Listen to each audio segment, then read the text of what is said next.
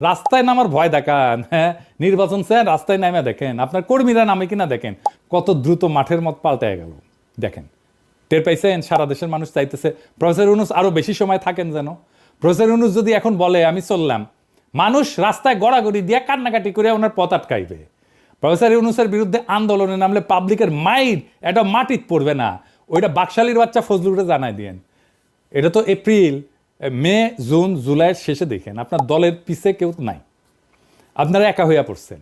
আপনার দলের নেতা কর্মীরা এই ইন্ডিয়ান ডিসপেন্সারির দায় নিতে চাইবে না, চাওয়ার কথাও না। আপনাদের দলের অনেক স্পিরিটেড কর্মী দল ছাড়ছে, আপনাদের খোঁজ খবরই নাই, আমার কাছে আছে। আরো রাস্তায় নামার ভয় দেখান, হ্যাঁ? নির্বাচন চান, রাস্তায় নামে দেখেন আপনার কর্মীরা নামে কিনা দেখেন, কত দ্রুত মাঠের মত পাল্টে গেল।